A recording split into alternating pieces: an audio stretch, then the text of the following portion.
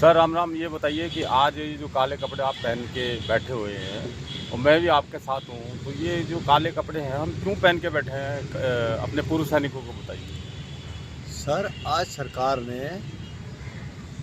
एक मैसेज दे रखा है कि हमारे जो पूर्व सैनिकों को वन रैंक वन पेंशन या उसके 10 साल पूरे हो रहे हैं और उसके बारे में एक सैनिक सम्मेलन कर रहे हैं जिसमें हमारे प्रधानमंत्री जी भी आ रहे हैं।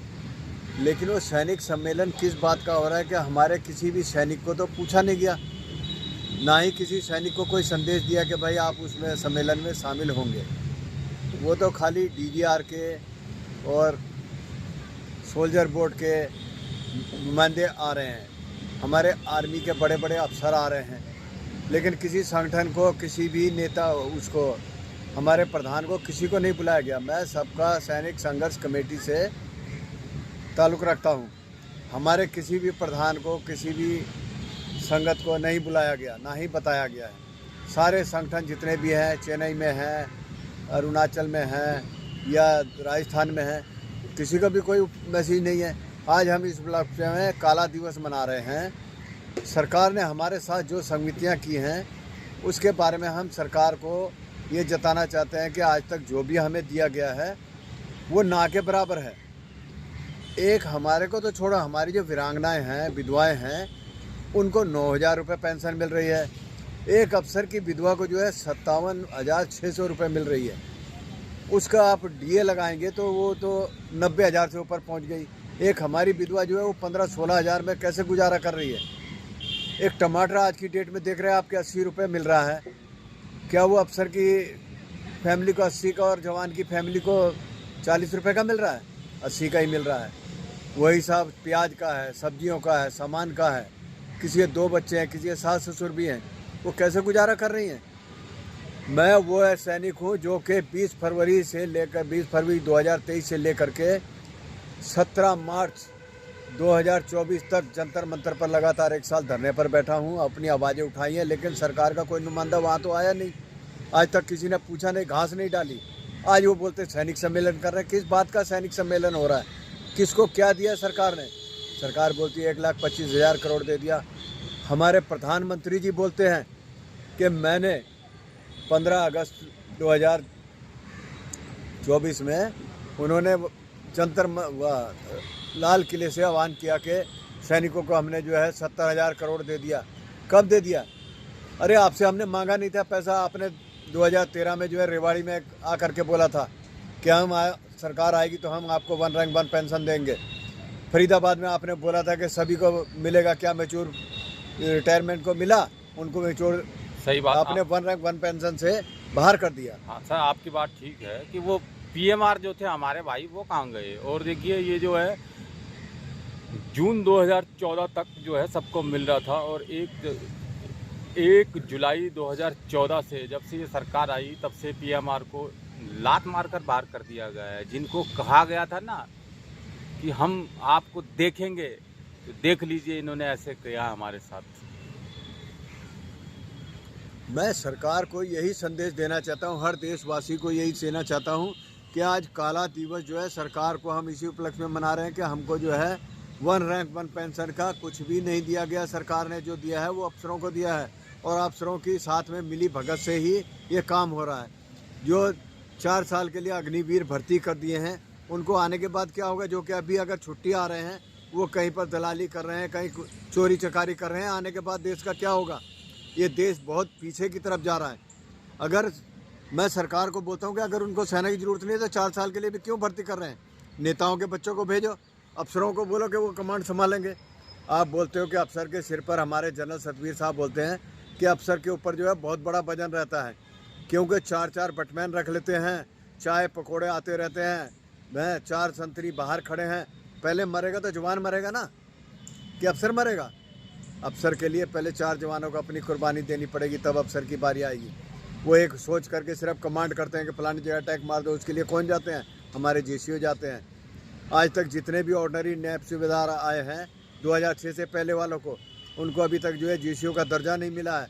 तो किस लिए आप रैंक देते हैं? एक सूबेदार मेजर कल मिला था मेरे को, दिल्ली कैंट में मैं गया था। वो बोल रहे थे भैया मैं तो सूबेदार मेजर से आया हूँ, मेरे को ऑर्डिनरी दी है, लेकिन आज तक तो मुझे उसका कुछ मिला नहीं है। उल्टा मुझे सूबेदार की पेंशन से भी कम मिल रही है। तो बोला हम काला दिवस तो मनाएंगे। तो सभी को संदेश दे रहे थे कैंटीन में कि कल काला दिवस मनाना है। मानिक शाह के मरने के 2 महीने, रिटायर होने के 2 महीने से बाद में ही इंदिरा गांधी ने हमारी जो है 73 से लेकर के 33 पेंशन कर दी। उन्होंने ये घपला किया, ठीक है किया है, हम मानते उन्होंने किया है, लेकिन आपने ऐसा क्यों बोला कि हम देंगे? अरे नहीं देना था तो आपको बोलना ही नहीं चाहिए था ना। अपने दम पर सरकार बनाकर दिखाते। सैनिकों के दम पर सरकार बनाई है, सैनिकों की शहादत पर आप राज कर रहे हैं। जिस दिन आपने इंडिया गेट पर स्मारक किया बनाया, हम लोगों को जो है बुला करके जो है ध्यानचंद स्टेडियम में बैठा दिया। 6 अगस्त को हम आपसे मिलने के लिए आए हैं, स्मारक पर गए, स्मारक पर आपने हमको जाने नहीं दिया। किस बात की स्मारक बना कर रखी है आपने? आपने सिर्फ देश को, सैनिकों को उल्लू बनाया है। और देश का सैनिक कभी भी चुप नहीं बैठेगा, वो अपनी मांग को उठाता रहेगा। कल जो आने वाली पीढ़ी है वो हमको कोसेगी कि ये हमारे जो बुजुर्ग थे, पुराने थे, उन्होंने हमारे लिए कुछ नहीं किया। ये सरकार ने सिर्फ अपना फ़ायदा उठाया है और अपना ही सब कुछ किया है। मैं तो बोलता हूँ हमारे को छोड़ो, लेकिन कम से कम वीरांगनाओं के बारे में तो छोड़ो। देखो क्या करा है आपने। वीरांगनाओं की पेंशन नहीं है, जवानों की नहीं है, मैच्योर की नहीं है।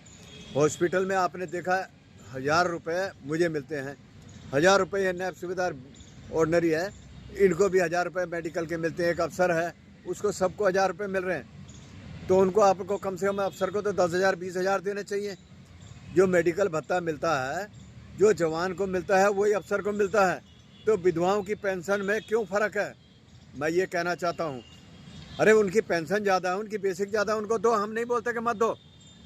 लेकिन जो वीरांगनाएँ हैं उनका तो कम से कम मान सम्मान बराबर करो। एक अफसर का हाथ कट गया, एक जवान का हाथ कट गया, अफसर को आप 2.5 लाख रुपए दे रहे हो, जवान को अरे नहीं देना था तो आपको बोलना ही नहीं चाहिए था ना। अपने दम पर सरकार बनाकर दिखाते। सैनिकों के दम पर सरकार बनाई है, सैनिकों की शहादत पर आप राज कर रहे हैं।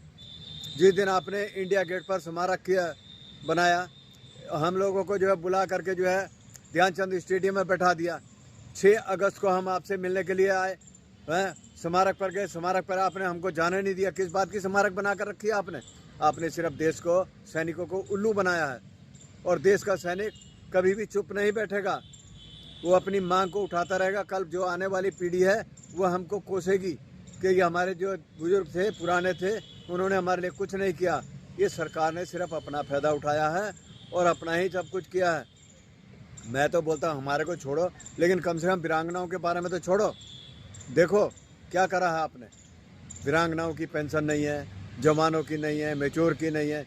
हॉस्पिटल में आपने देखा 1000 रुपये मुझे मिलते हैं, 1000 रुपये ये नैब सूबेदार ऑर्डनरी है, इनको भी 1000 रुपये मेडिकल के मिलते हैं। एक अफसर है उसको सबको 1000 रुपये मिल रहे हैं। तो उनको आपको कम से कम अफसर को तो 10,000 20,000 देने चाहिए।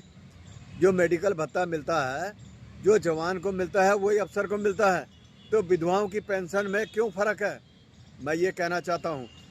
अरे उनकी पेंशन ज़्यादा है, उनकी बेसिक ज़्यादा है, उनको दो, हम नहीं बोलते कि मत दो। लेकिन जो वीरांगनाएँ हैं उनका तो कम से कम मान सम्मान बराबर करो। एक अफसर का हाथ कट गया, एक जवान का हाथ कट गया, अफसर को आप 2.5 लाख रुपए दे रहे हो, जवान को आप 18,000 रुपये दे रहे हो। क्या वो गोली का असर जवान को कम हुआ था, उसको ज़्यादा हुआ था? अफसर को ज़्यादा दर्द हुआ था क्या? फिर ऐसी सरकार को मैं क्या बोलूं। आज आप बोलते हो कि जी हम 10 साल का जो है खुशी मना रहे हैं। किस बात की खुशी मना रहे हैं? अभी तक डीए जो है आपने 3% दिया, जबकि 5% होना चाहिए था। आप देखिए किस हालात से दे रहे हैं, और वो अभी तक जवानों को मिला नहीं है। आज कितनी 7 तारीख हो गई है। तो सरकार कहाँ सोई हुई है? क्या कर रही है हमारे लिए? कुछ नहीं कर रही है, लेकिन सिर्फ अपना ही फुल्का सेक रही है। बस अपने नेताओं की पेंशनें बंद करो ना, नेताओं के ऊपर काबू करो। बोलते हैं कि सैनिक जो है देश सेवा के लिए होते हैं। ये नेता काय के लिए होते हैं? घर भरने के लिए होते हैं, अपने झोले भरने के लिए होते हैं। आज दिल्ली की सड़कों की हालत देखो, मैं दिल्ली में रहता हूँ, दिल्ली के हालात देखो क्या है। कूड़े जगह जगह ढेर पड़े हुए हैं, सड़कों पर जो है खड्डे पड़े हुए हैं, गाड़ियाँ धंस रही हैं। जमुना नदी का हाल देखो क्या हो रहा है। दिल्ली में इस किस्म का हालात है। ये राजधानी है देश की। आप प्रधानमंत्री जी विदेशों में जा कर के बोलते हो कि हमारा देश इतना सुरक्षित है। क्या सुरक्षित है? कल अगर लड़ाई लग जाए तो मैं बोलता हूँ कि 4 साल वाला ये सोचेगा यार मेरे तो पीछे माँ बहन है, बहन की शादी करनी है, मेरी माँ है, बूढ़ा बाप है, हैं? वो लड़ाई लड़ने नहीं जाएगा, वो बल्कि पीछे कमर दिखाएगा। क्यों दिखाएगा? कि एक सैनिक 30 साल नौकरी 20 साल कर रहा है, एक उसको 4 साल में आप लात मार के बाहर कर देंगे, वो क्या दिल से लड़ाई लड़ेगा। मैं सरकार से ये गुजारिश करता हूँ कि ऐसी रणनीतियाँ मत बनाओ जिससे कि देश बहुत पीछे चला है और बेड़ा गर्क हो रहा है। इससे देश का देश संभल नहीं रहा है। आप बोल रहे देश सुरक्षित हो रहा है, कहाँ जा रहा है देश? 18 महीने का DAR आपने बोल करके और आज तक नहीं दिया। आप बोलते हैं कि मैंने 5 लाख का बीमा कर दिया, इतना वो कर दिया। डिस्पेंसरी में जाओ, आपकी दवाई नहीं मिलती है। मैं कई बार जाकर ट्राई किए, देखूँ यहाँ क्या होता है। जी आज नहीं है, मैंने कहा शुगर टेस्ट करा, यहाँ नहीं होता है। यहाँ तो खाली दवाई दी जाती है। खाली कौन सी दवाई दे देंगे? लूज मोशन की दवाई चाहिए, खांसी की दवाई चाहिए, जुकाम की चाहिए, 4 गोली पकड़ाएंगे, बोलेंगे ये खा लो, जाओ गर्म पानी के गुल्ले करो। क्या डिस्पेंसरियाँ खोल रखी है दिल्ली सरकार की आपने? भारत सरकार ने जो है उल्लू बना रखा है। उससे अच्छा तो जो है पॉली क्लिनिक जो खुले हुए हैं ना, ये क्या बोलते हैं इनको, अरे जो क्लिनिक खोल रखे हैं सरकार ने, मोहल्ला क्लिनिक, उसमें दवाइयाँ अच्छी मिलती हैं। यहाँ अगर देखो जो कि सुपरलिटी हॉस्पिटल है जनकपुरी में, हर इलाज फ्री होता है, बड़ी से बड़े टेस्ट फ्री होते हैं और दिल्ली वालों को प्रथम इलाज दिया जाता है। हमारे तो आर्मी हॉस्पिटलों में भी ECHS में जो है ना, उसमें भी धांधलीबाजी है। दवाइयाँ आ रही है, सब नकली आ रही हैं। अभी मैं परसों चौथ देख रहा था न्यूज़ में, 53-54 दवाइयाँ जो कि बिल्कुल नकली आई हुई हैं ECHS में। इलाज के लिए जाओ 3-3, 6-6 महीने, साल भर लग जाता है एक छोटी सी बीमारी के लिए। क्या सरकार ऐसा कर रही है? एक अफसर अपना जो है ना वो बना लेता है मेडिकल, बोलता है मैं कैटेगरी हो गया हूँ, ले जाओ। एक कैटेगरी जवान है, उसको कैटेगरी नहीं मिलती है, उसको पेंशन नहीं मिलती है कैटेगरी की, और एक अफसर बिल्कुल बीमार नहीं है, वो अपनी कैटेगरी बनाकर लाखों रुपया ले रहे हैं। तो सरकार जो है अफसरों के हाथों में बिकी हुई है।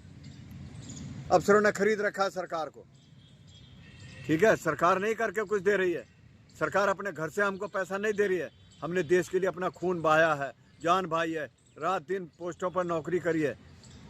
मैं पूर्व सैनिक हूँ और सैनिक ही रहूँगा, और जो आने वाली पीढ़ी है उसके लिए आवाज़ उठाता रहूँगा। आज या कल ये मत सोचना कि भाई हम चुप बैठ जाएंगे। मैं पूरे देश को संदेश देना चाहता हूँ, हर सैनिक को ये संदेश देना चाहता हूँ कि काला दिवस है। मैंने जंतर मंतर पर भी 1 साल तक दिवाली, होली, त्यौहार, दशहरा जो भी था वो काले कपड़ों में ही मनाया है। आज भी मैं जो है ना तिरंगे की कसम खाकर बोलता हूँ, मैं प्रधानमंत्री की तरह झूठ नहीं बोलता हूँ, हैं? लुच्चा लफंगा नहीं हूँ, मैं आर्मी का सैनिक हूँ। अपनी आवाज़ को उठाता रहूँगा मरते दम तक। प्रधानमंत्री की तरह झूठा जुमलाबाजी नहीं करूँगा। इतनी जुमलेबाजी मैंने किसी प्रधानमंत्री को या किसी देश के नेता को नहीं देखी जितने हमारे सरकार कर रही है। मैं सभी संदेश देना चाहता हूँ, अपने बड़े से बड़े अफसरों को देना चाहता हूँ।